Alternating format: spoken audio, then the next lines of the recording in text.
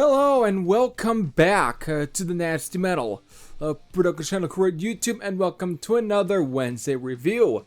Today I am taking a request from at least the band members here. This, again, it was a request from them because they want me to review this album. So, what that is, as you can tell by the title, this is their second album. It is from Hyperion. It is titled Into the Maelstrom, which was released through Fighter Records, which is a Spanish label, and I've covered at least two of their album, at least the albums that was released on that label on this channel before. But it was released through Fighter Records on April 21st of 2020, which was just last year. So, Hyperion, these guys are actually based out of Bologna, Emilia Romagna, hopefully I pronounced all that correct, Italy. And it was formed by Marco Jason Bighelli, who was the drummer for the band in 2015. And in 2017, they released their debut album titled Dangerous Days, which was also released through Fighter Records. So here we are in, of course, with their 2020 second album, Into the Maelstrom. So without further ado, let's get into my thoughts on Into the Maelstrom, the second album from Italian metal band Hyperion. So, before I really get into any of my thoughts on this album, let me do a track listing rundown. We got about 9 songs here, and it all clocks in at 43 minutes. Yes, just 43 minutes. So that's our time length here.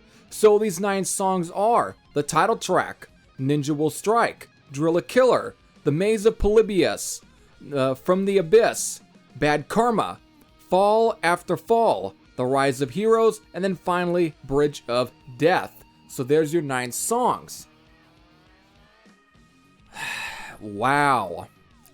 I can't believe I missed this. I don't know what was I thinking or what was I doing that made me not want to check this album out last year. This album's fucking fantastic. And I wish I can just end the video right here and just say this album is absolutely fantastic. But again, this is a review, so I have to at least give some sort of in-depth thoughts on this. But my god, and I haven't even checked out their first album, but just based on this album, I just was so just enthralled. I don't know, can I use the word enthralled? I was just completely mesmerized by this album. This is when looking and reading the little bio that they had sent me in the download link to listen to it. Yes, I listened to it digitally. Yeah, whatever. But again, it was, I think, used for promotional release for people to review it. But they had sent me, of course, a little bio, and in there, they definitely named their influences, which were like, Judas Priest, Iron Maiden, and Megadeth. And that's probably a really interesting mixture, but I really can hear even the Megadeth influence here. It's not by any means that this is thrash, but it just has that sort of very almost technical aspect that you kind of heard in some of Megadeth's music, especially on like Rust in Peace, which really comes to mind. It's like if you were to take the very technical and approach of Rust in Peace, but combined with the sort of very traditional and more high-end, I guess in a way, the traditional metal of Judas Priest, for example, like Screaming for Vengeance, but then combined with the sort of very progressive, almost elements of either Queensryche, especially The Warning, if The Warning had more of its EP roots, and then even again with a little bit of that Iron Maiden aspect to it, that sort of galloping riffing, that sort of galloping construction. All of that combined, you really get a really good, high quality, very well written, very well constructed heavy metal album. And Into the Maelstrom. I mean, it kicks off with the title track, which is, again, we have to get to this. These first 5 songs, this first half here, holy shit, talk about a fantastic first half. I mean, from Into the Maelstrom, Ninja Will Strike, Driller Killer, The Maze of Polybius, and then From the Abyss, which is actually the only instrumental on this album. Oh my god, you're just completely beaten over the head, just by the musicianship, the riffing, the whole entire band. They're just firing on all cylinders here. My god, this is fantastic.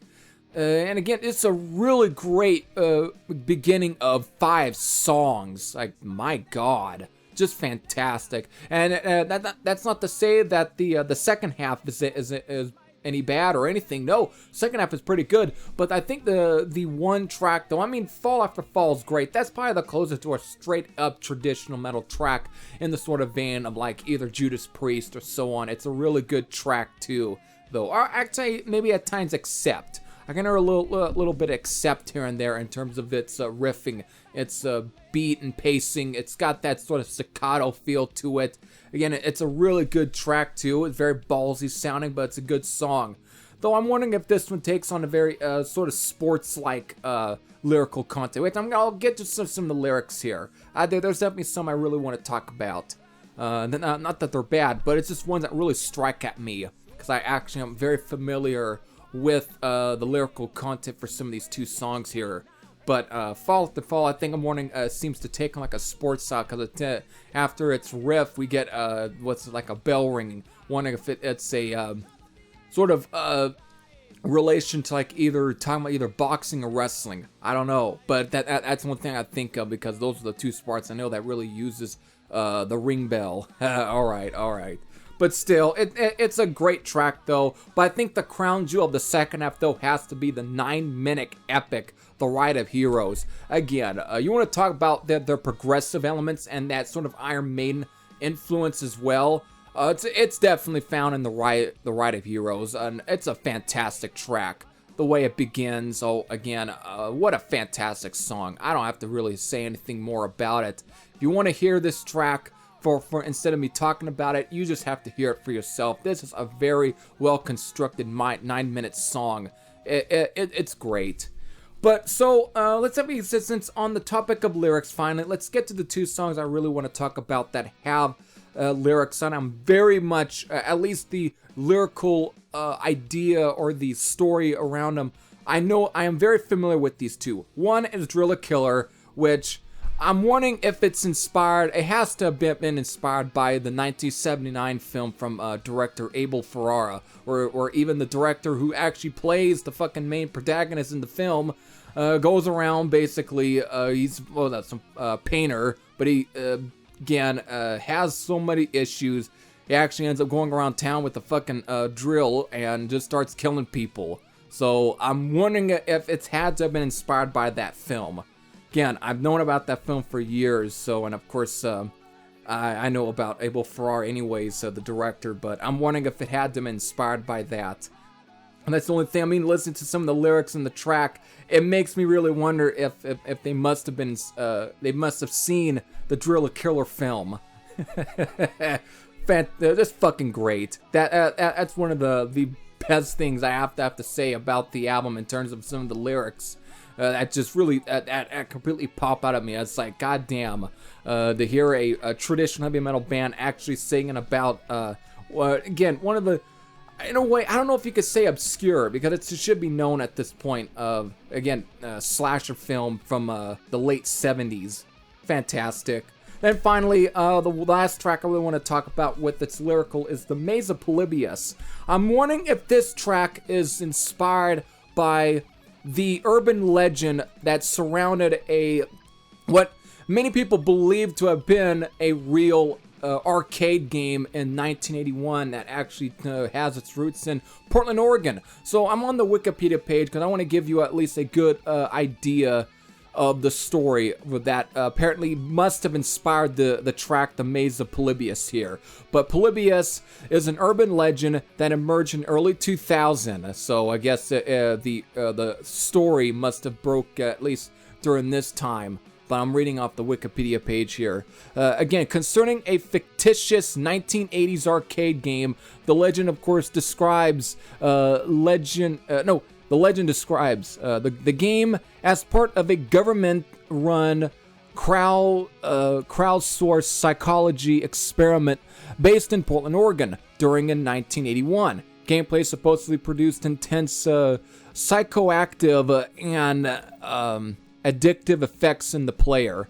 Again, these few publicly staged arcade machines were said to have been visited periodically by the Men in Black. No, we're not talking about some sort of film with Will Smith and Tommy Lee Jones. We're talking about the actual Men in Black who get, they're either get tied to the Mothman story, and I'm wondering, was that also based in Portland, Oregon? I can't remember. But I know they get tied to that, and of course, aliens. So there you go. They're tied in this story. Again, for the purpose of a data mining the machines and analyzing these effects. So eventually, all these Polybius arcade machines allegedly disappeared from the arcade market. So there's the story arc here that seemed to have at least inspired this track. Again, many people really believed that this story was actually true, that there must have been actual arcades. I mean, there's photos of many people seem to point to photos of the Polybius arcade machine that then, oh, this is real. Apparently, again, it turned out that was all staged and so on. So many people really believed in the urban legend. However, again, the thing I bring it up because, again, it had to have at least inspired the song here. Because, again, I can't find any of the lyrics for this track. But just listen, since our singer here, which is Michelangelo Carano, he's got a very good voice anyways. A very good, smooth voice. I really can understand most of the stuff he sings anyways. So, obviously, I think the urban legend of Polybius, the government created arcade gaming machine had to at least inspire this track. It had to. Alright, so there you go. Again, this is just fantastic stuff. I mean, even it ends with, of course, Bridge of Death, which is a fantastic way to kick, to end the album. It's a fantastic way to end it. Just a great metal burner. Just great stuff. So there you go. There is my review of Into the Maelstrom from Hyperion, and my rating. Even though I didn't get to really review this album or listen to this album back in 2020, I'm still going to give it a fucking 10 out of 10. I'm still going to. Just because I'm late to this doesn't mean I can't give it a highest score at all, or the highest score I can give it. I can't. I can. So, yeah, this is just a great album. I wish I did. This would have easily been in my top 10. Maybe it's just my top 5. Because this is a fantastic heavy metal album. Again, the musicianship, to the singing, to again the guitar solos and the whole 9 yards. Everything about this. This is a fantastic album. And again, this was just their second album, but goddamn, these guys really know how to write. They definitely know how to construct a track. This is just great traditional metal with high quality, high caliber musicianship, everything. God damn, I know I'm repeating words and analogies. I'm running out of stuff, but god damn, I just can't praise this album enough. So thank you, Hyperion, for at least bringing this to my attention. Thank you for contacting me through Gmail. Thank you very much. This was a great album. You guys definitely deserve a lot more, at least a lot more attention here. So thank you very much. Again, if you want to listen to this album, you want to hear it, you want to buy it, you want to support these guys, I'm going to leave you a link to, of course, the band's Bandcamp page, where you can buy a copy of this album as well through there. You can listen to it, so you'll be able to at least get your hands on this, because I think this is worthy of being in any of your guys' collection. This is a fantastic album. So with that, I hope all of you enjoyed. This is Thrasher Sam out, and I'll see you all later. Take care, everyone.